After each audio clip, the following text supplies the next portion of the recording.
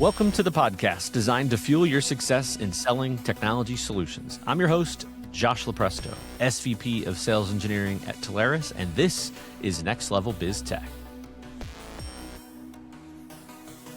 Everybody, welcome back. Today's episode, it's a hot take versus reality, exposing bad security advice in the AI era. We're going to dive deep. On with us today, we have got security architect and evangelist and what I'm calling the BS sniffer guy, David Girvin. Welcome on, Dave.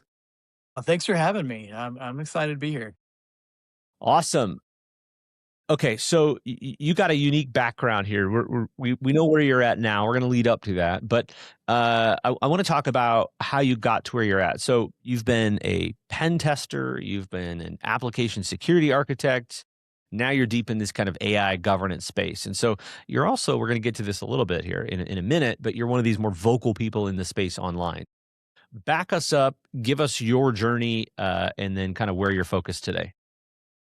Yeah, I think my early career really kind of shows my personality in security nowadays. So I started off as a ship captain and running big boats and into yachts and even dinner cruises. I lived all over the world and did that, and then settled down in Hawaii and owned a welding and fabrication company. And I was lucky enough to do jujitsu with one of the best hackers in the world. And he was a buddy, and I broke my back. And he's like, "You should get into security." And yeah, so long story short, I went to my first conference after learning how to code and found out that I wasn't that good at building code, but I was really good at breaking code.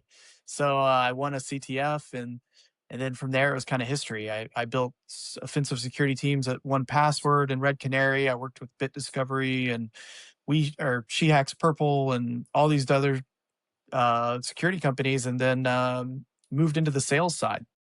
And so I was kind of like a field CISO SE at Sumo Logic, and then moved into marketing as kind of the technical advocate, technical expert, and then became a founder CEO. Love it. First of all, first ship captain we've ever had on the show. I love hearing everybody's backgrounds and how technology just seems to suck you in. Like you probably didn't think, "Hey, I'm going to do security" when you're a ship captain. But kudos to you for just figuring out. Never. Yeah. Yeah.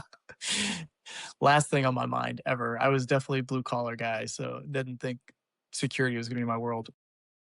So, to some of this earlier point here, calling out the noise. So you've built this reputation. If anybody sees Dave online, you tend to call out the BS in some of these evangelical posts, these let's find the truth, right? And so not everybody does that. It's kind of this like, oh, let's all get along super nice and not make anybody sad. So why did you decide to kind of be this voice against misinformation, put it out in the open? Yeah, I mean, I think I got, nicked by the tism a little bit. I don't always have that filter I should, as an adult dad with too many kids, but, yeah, it's, I don't know, man. I just really early on, I think because Jeremiah Grossman, Robert Hansen, some of these early big security guys were kind of my good friends. They always showed me, like, how the industry is BS in a lot of ways. We're building up these tools for these big companies that are built by product guys who don't know anything about security, but they're pushed by big money and they move forward. And when I was on the practitioner side, buying those tools hurt, you know, dealing with those pains where you're like fighting to get budget as an AppSec architect. And then you get this tool implemented, and then everything they promised you was a lie. And like those wounds kind of stick with you. So now that I'm kind of, you know, past that part of my career, uh, it's almost kind of sticking up for the practitioners. Like I'm a technical advocate. I care about the actual builders and users of all these kind of things because their jobs kind of suck. It's hard work, and I'm just honestly sick of marketing. So I just call it out when I see big CTOs at these big companies say, "Oh, we solved this problem," and architecturally it's wrong. I try to be nice about it, but I'm the first person to call them out on it because it ruins the industry. It makes us unsafe as an industry, as a country, as a world or whatever. So I think that's where it came from. Fair enough. I think everybody can appreciate that. I mean, there's just this. sometimes rosy picture that's painted, and we all know when we get into this every day there's chaos, right? We all go through that, like it, and the end customers aren't any different. So you're kind of, if I'm framing this up, if, for the TA audience here, you're that kind of person, you're that architect that they ultimately want to get to, whether they're talking about MDR, they're talking about Mhm. stock, they're talking about risk, they're talking about whatever resiliency. I think it's good to hear this perspective because we talk about this a lot.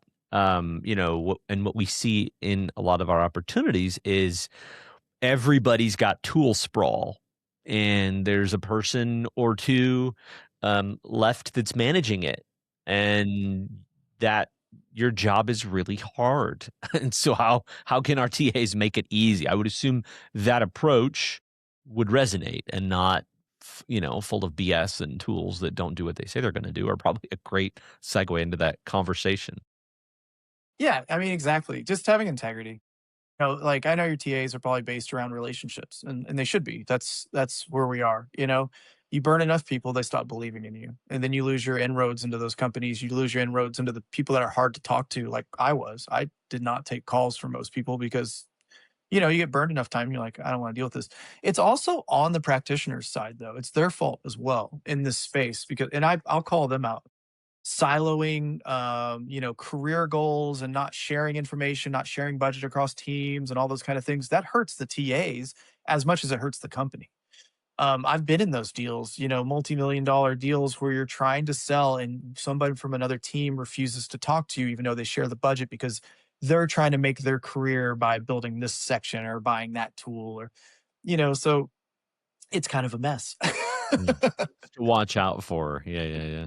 Yeah, that's a hard trap. I've hit that in procurement before, which is never fun. So let's talk about AI governance. This is coming up a lot. Governance generally is kind of, governance and risk have always been some good hot topics that always have more to be explored. So you were kind of doing AI governance before that was really a thing. So what were you seeing early that made you kind of lean in, and then what did you learn as you're kind of building before there was really any standards? Yeah, so I think the one of the reasons we didn't really catch on as quickly, from the sales or industry side is a lot of people that were in charge of AI governance, which it wasn't even a thing yet, in the companies where's the GRC team, right? There are amazing, GRC engineers out there, but for the most part, a lot of them are not technical. So the difference was I came from the offensive side, so I knew what goes wrong with autonomous things. I was one of the first people to hack ChatGPT 3 and 4. When agents came around, I saw the problem right off the bat. And so I started writing, even though I was like a technical advocate in a company, I started writing AI governance policy just for the security team because it wasn't their space, right? And I started putting in developer policies and controls because I saw the problem, and the problem is not what everybody says. It's yeah, there's prompt injection, there's all this stuff that everybody kind of started with. But the problem is that you have an autonomous thing that makes mistakes and hallucinates at the execution layer of all of your tools. And so I started building at that point. I knew the biggest problem was going to be what's we're seeing now. Actually, we saw yesterday, which a company, a startup that had a ton of customers, they had an agent delete their live database and they lost everything. I mean, everything. They cannot recover. They're trying to use their Stripe to recover their customer orders. So it's a real problem. I was just maybe 8 months ahead of everybody, and I built basically the control layer in there. So, I'm gonna come back to I'm gonna do a little bit of a level set on kind of what AI governance is in your words. But before we do that, I want to pause for a second and say, okay, the advisors love, and I love when we can give out great questions, like great conversation starters that turn these kind of like spicy takes into good conversation. So I think there's a lot of loud and kind of confident advice out there right around AI and security. Everybody's touting something.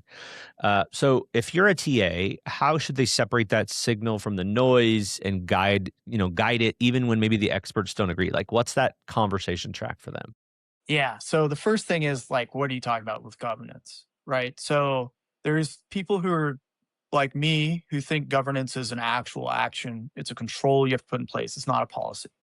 So you're going to get people like, we have AI governance. I wrote a policy about it, but there's no way to enforce any of that.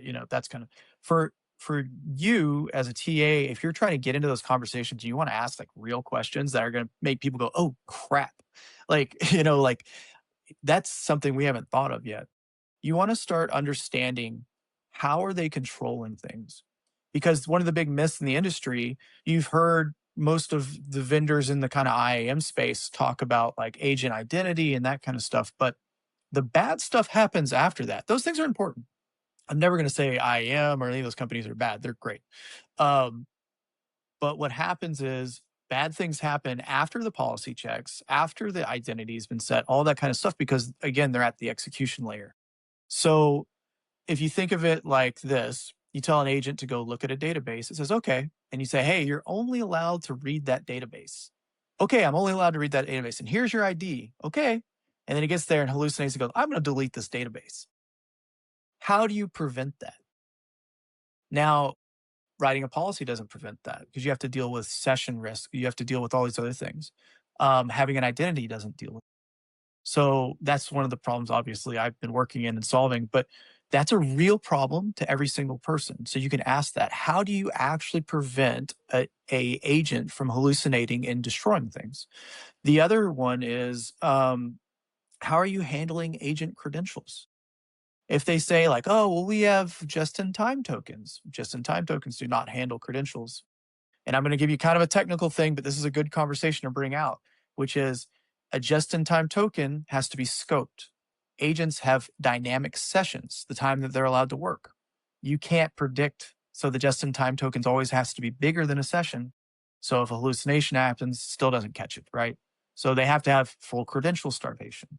There's all these they're technical, but the questions you have to get to is how are you controlling the agent and their tools to make sure things don't go bad? Governance in general, not just deciding a policy and or authority check at the GRC level. You have to ask, how are you implementing those controls around your entire company? And it's not just going to be what I build in my space, it's going to be all kinds of things.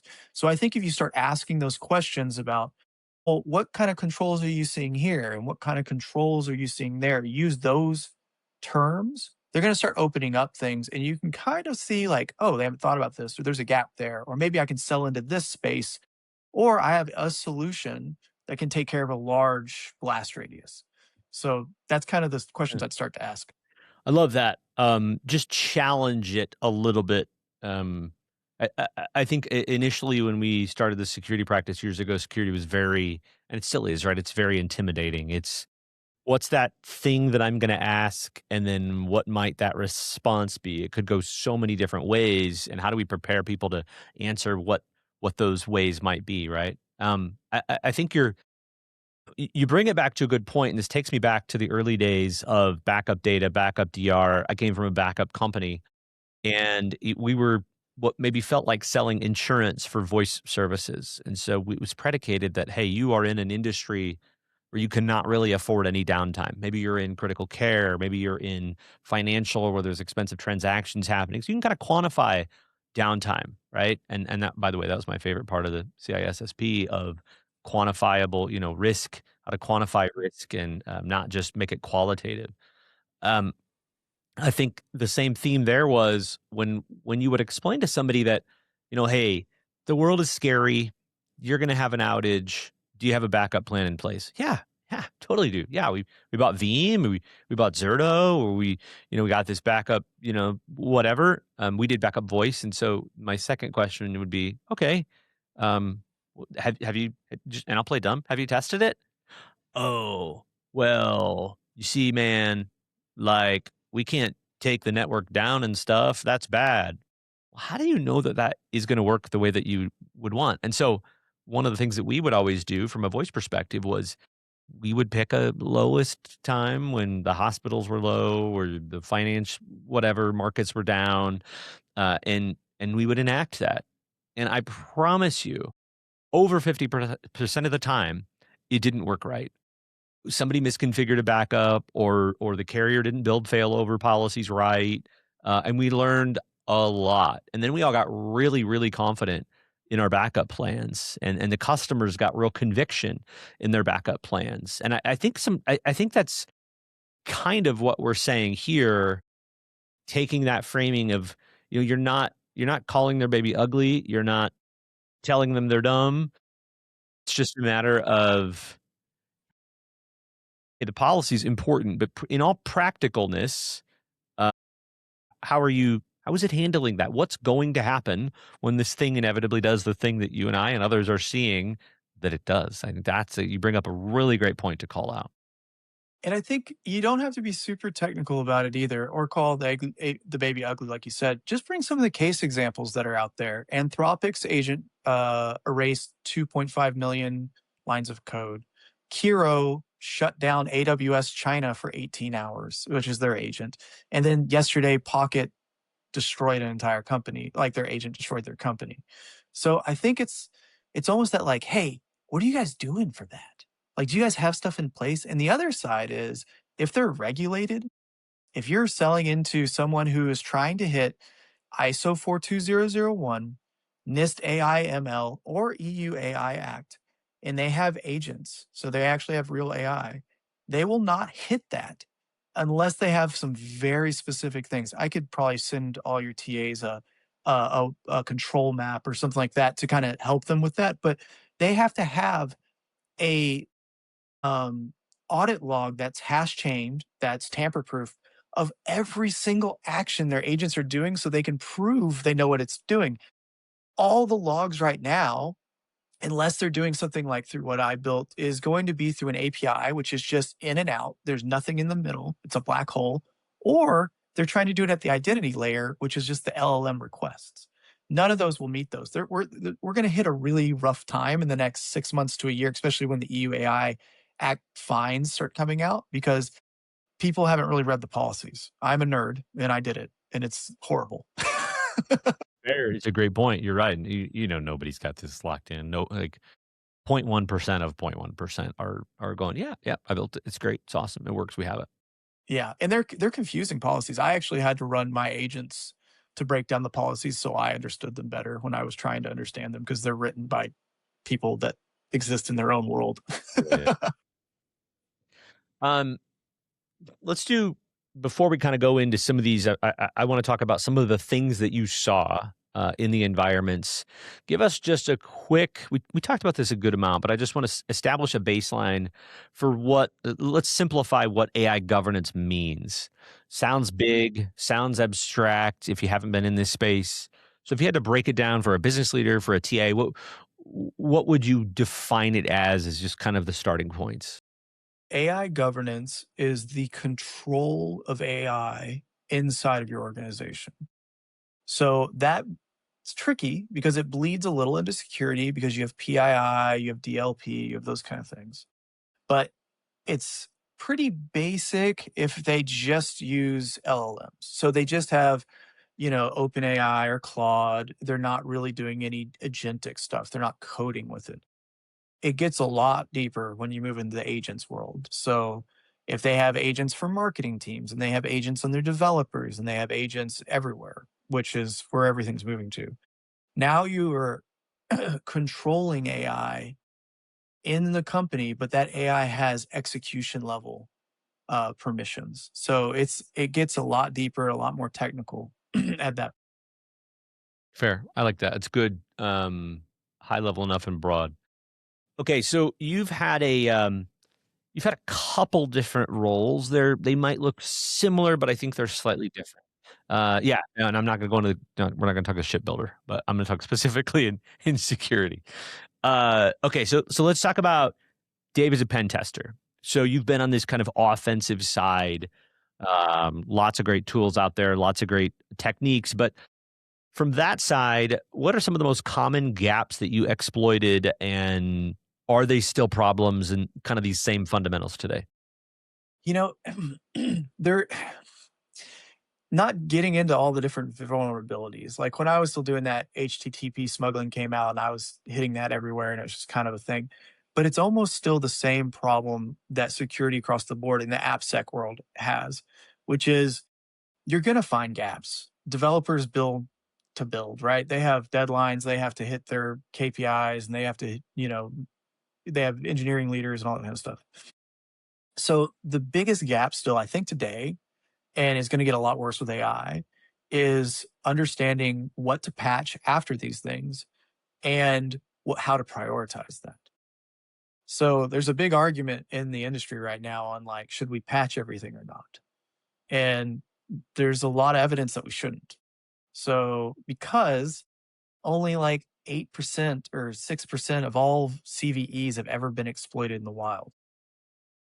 So you need to put money and time into patching your pen test findings if they're actually critical. Like if not they're rated critical, but if they've actually been exploited and you know this is going to change. The other thing is definitely supply chain. I found terrifying things in the supply chain. And if you're new to AppSec world, supply chain is everybody uses everybody else's code to build.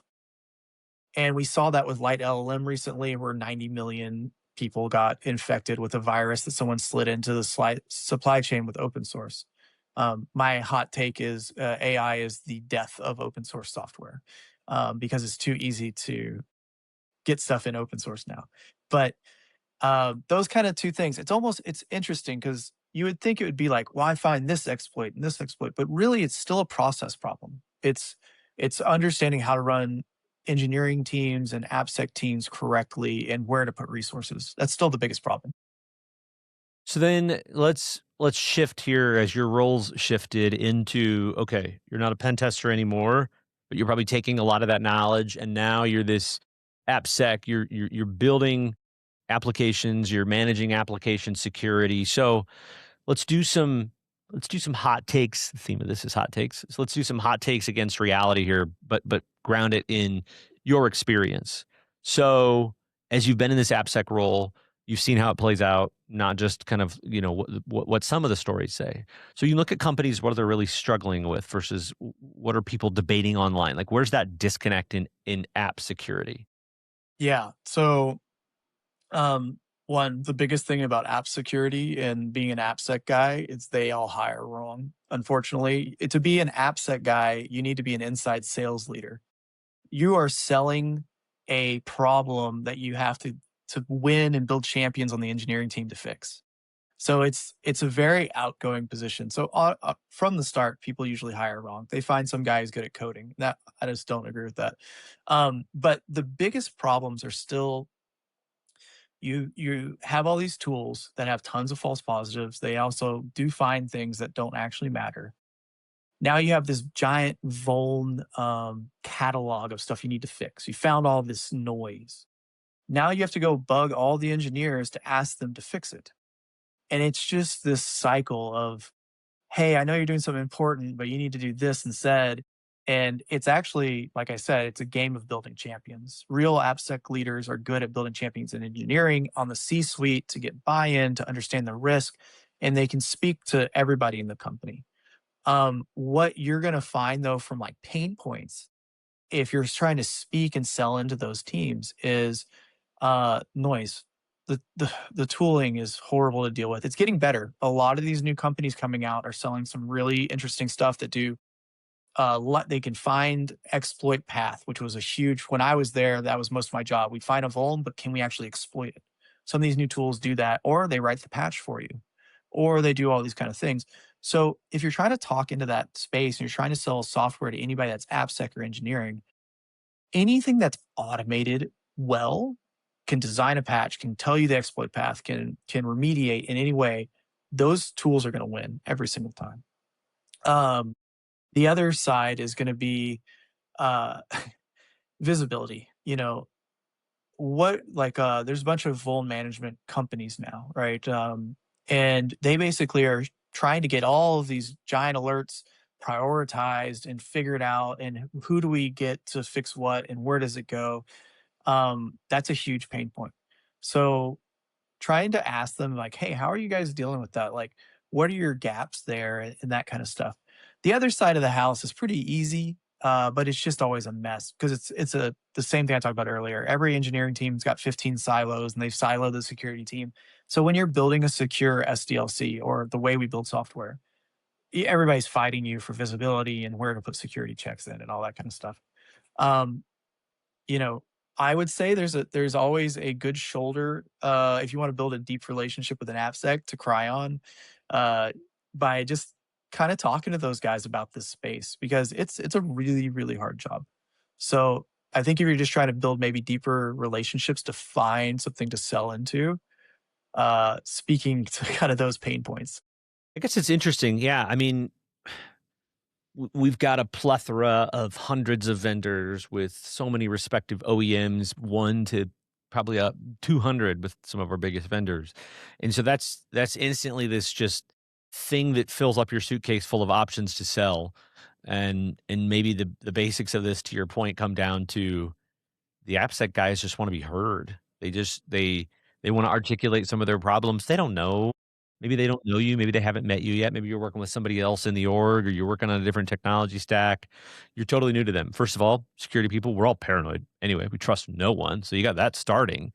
So if you can kind of recognize and call that out as the fact, I suppose you bring up a great point of just, are they struggling with tool sprawl? Ask them. Find out. Are they struggling with figuring out how to govern? Have they tried anything on these agents? Did they know how these agents are being governed besides just identity? I think you bring up great points. Just comes back to the basics, I guess, right? Yeah, and that's a gap that all of them are hurting with. All the guys that I've worked with over the years have reached out to me with what I built because now those guys are all architects. So the game is different now because not only are you trying to build the normal AppSec stuff, which the tooling was always really kind of bad. It's getting better. There's some startups that are doing some cool stuff, but now you're governing every single engineer that has an agent inside of their IDE. And if you're not familiar, IDEs where they write code, it's their little program. So now we have an agent living in there, touching code and database and GitHub and everything else. And that's a gap every single AppSec guy is worried about right now. I mean, every single one. So that's a good conversation to have. All right. So final couple thoughts here. Let's think about let's think about the future. I mean, we've never seen anything move this fast. AI is changing. It's changing the data. It's changing the apps. It's changing the decision making. It's changing the risk profile. What and maybe your answer is going to be, I'm just going to guess, it's going to be something agent related. But what are these companies underestimating about risk and how that's changing over the next 24 months? Yeah. I mean, agents is going to be the worst thing to the best thing and the worst thing to happen. The reality is when people were just learning how to build agents, the security companies trying to be in this space were building like prompt filters. They weren't solving the problem. Well, I mean, I was, sorry, but you know what I mean? So We're you're going to not. see that huge because no one was thinking about, oh, these things are going to touch everything and they're going to make mistakes. I think in the next 12 to 24 months, we're going to see way more breaches that we've seen. I mean, the last 2 months, no, 3 months, we've seen four giant breaches. We don't know how many have been covered up, right? Because no one wants that press. And it's going to get worse. But there's, me and there's some people who are doing it very wrong. And then there's a couple that are good. I'm not going to say my competitors are all wrong, but there's a few out there that are trying to get things in place to make it so you can enable agents in your company safely. And I think that's going to be the name of the game because the big companies don't care. They want you to burn tokens. They don't want to gate things. They want, the field labs, so it's kind of up to like this startup space, which is probably the fastest growing, crazy money getting thrown at it space I've seen in security. It was runtime, which is obviously frustrating when you were the first person. But it's growing really fast because I think people aren't just thinking of security or governance as like a thing anymore. Now it's we have CEOs and boards telling us we have to implement, force multipliers, whether that's AI talk stuff like bots or full agent workflows. And it's not a security thing or a governance thing anymore, in my opinion. It's an enablement thing. How do we get to where my marketing person is doing 2.5x more work a day safely? Because the company wants more output, they want to make more money, but the repercussions of it going wrong are terrifying. Yeah. Yeah. Um, it seems like ever since, we started focusing on this a while back, just security, obviously, in general, as more products and things became available for us to build a practice around. And it seems like there's just never any shortage of news. In other areas, we had to maybe help people understand why shifting from traditional network switching to SD-WAN mattered, or why shifting off of prem onto a cloud CX environment, why that was important and what the values were, right? And we had to educate a lot. And there wasn't great compelling articles out there about like why this is awesome and you should do it. In this, I mean, there were, but in the same way for security, it's no, this bad thing just happened and it shut down this business. This bad thing just happened and it shut down this business. And then that message goes over and over again. So I suppose what I'm getting at here is, okay, when Mythos, maybe it comes out, maybe it's too powerful to be released and it's only, good in the right hands of, and who's judging what the right hands are, different story.